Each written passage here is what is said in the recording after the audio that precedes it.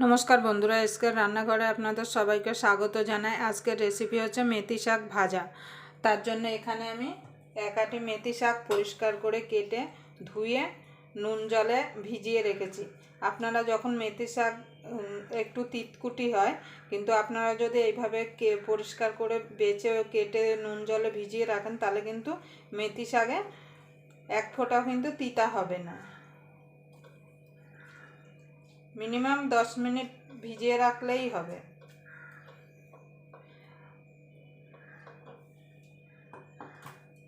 আর এখানে আমি কটা বড়ি নিয়ে নিয়েছি। এখানে আমি হাফ বেগুন নিয়ে নিয়েছি। বেগুনগুলোকে আমি এইভাবে ছোট ছোট করে কেটে নিয়েছি। এবার আমি রান্নাটা শুরু করব। তার জন্য গ্যাসটা ধরিয়ে দেবো। গ্যাসটা ধরিয়ে একটা কড়াই বসিয়ে দেবো। যদি আমার মেথি শাকের রেসিপিটা আপনাদের ভালো লেগে থাকে তাহলে অবশ্যই লাইক করবেন। আর যারা আমার চ্যানেলটা এখনও সাবস্ক্রাইবার করেনি, প্লিজ সাবস্ক্রাইবার করে নেবেন। আর পাশের বেল আইকনটি অবশ্যই বাজিয়ে দেবেন, আমি যখন নিত্য নতুন রেসিপি আপলোড করব সবার আগে পাওয়ার জন্য। তো চলুন কড়াইটা গরম হওয়া পর্যন্ত অপেক্ষা করি। আমি এটা নিরামিষ মেথি শাক করছি, আপনারা চাইলে এখানে পেঁয়াজ আর রসুনটাও দিতে পারেন। একবার আমার মতো করে বাড়িতে ট্রাই করে দেখবেন, খেতে কিন্তু দুর্দান্ত লাগবে গরম ভাতের সঙ্গে এইরকম মেথি শাক। আর আমার কড়াইটা গরম হয়ে গেছে, এখানে আমি সরষের তেল দিয়ে দেবো।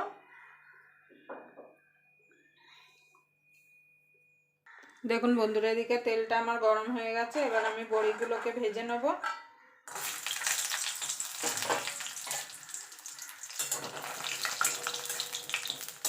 বড়িগুলোকে লাল লাল করে ভেজে তুলে নেব। দেখুন বন্ধুরা, আমি বড়িগুলো লাল লাল করে ভেজে তুলে নিয়েছি। আমি ওই তেলের মধ্যে বাকি রান্নাটা করে নেব। তার জন্য দিয়ে দেবো একটা শুকনো লঙ্কা। আর এখানে আমি যে বেগুনটা ছোট ছোট করে কেটে রেখেছিলাম সেটা দিয়ে দেবো।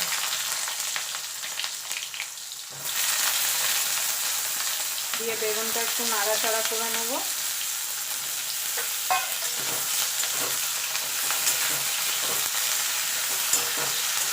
যতই বেগুনে তেল দিই না কেন, তেল সঙ্গে সঙ্গে টেনে নেবে। পরে কিন্তু এই তেলটা, বেগুনটা ভাজা হয়ে গেলে তেলটা বেরিয়ে আসবে বেগুন থেকে।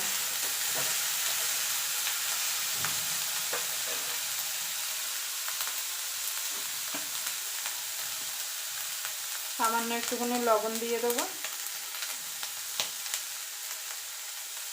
আর দিয়ে দেবো হলুদ গুঁড়ো। যেহেতু মেথি শাকটা আমি নুন দিয়ে ভিজিয়ে রেখেছিলাম, তাই বেশি লবণ দেওয়ার প্রয়োজন নেই। বেশি লবণ দিলে, এমনি শাকে বেশি লবণ দিলে বেশি লবণ হয়ে যায়, শাক নুনটা টাইপের হয়ে যায়। বেগুনটা একটু ভাজা ভাজা করে নেবো, তারপর মেথি শাকটা এর মধ্যে দেবো।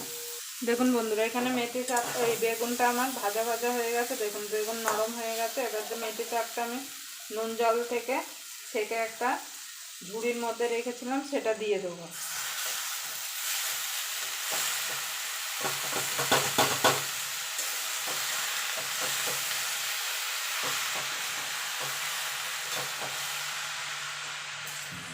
আপনারা অবশ্যই আমার মতো করে একবার বাড়িতে ট্রাই করে রান্না করে দেখবেন, যে এক ফোঁটা মেথি শাক তিতা হবে না। যারা ছোট বাচ্চারাও যে মেথি শাক খেতে পছন্দ করে না, তারাও কিন্তু মেথি শাক চেয়ে চেয়ে খাবে।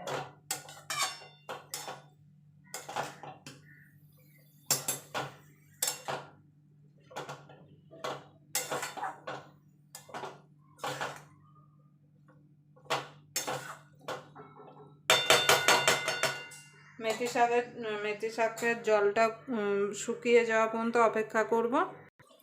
দেখুন বন্ধুরা, আমার মেথি শাকটা এখানে অনেকটা কমে গেছে। এবার আমি এর মধ্যে যে বড়িটা ভেজে রেখেছিলাম সেটা দিয়ে দেবো। আর 4-5টা কাঁচা লঙ্কা এখানে আমি চিড়ে রেখেছি, সেটা দিয়ে দেবো। ঝালটা আপনাদের স্বাদ অনুযায়ী দেবেন। আমি কিন্তু আর নুন হলুদ কিছু দিইনি। আমি বেগুন ভাজার সময় কিন্তু নুন হলুদ দিয়েছিলাম। আর মেথি শাক আমি নুন জলে ভিজিয়ে রেখেছিলাম। তার জন্য আর আমি নুন এখানে দিলাম না। আপনারা নুনটা একটু চেক করে নিয়ে তারপরে কিন্তু নুনটা অ্যাড করবেন। যদি আমার মেথি শাকের রেসিপিটা আপনাদের ভালো লাগে অবশ্যই একটা কমেন্ট বক্সে কমেন্ট করে জানাতে ভুলবেন না। এবার এটা আরেকটু ভাজা ভাজা করে নেবো যাতে বড়িটা একটু সিদ্ধ হয়ে যায়। দেখুন বন্ধুরা, এখানে আমার মেথি শাকটা রেডি হয়ে গেছে। এবার আমি এটাকে নামিয়ে দেবো।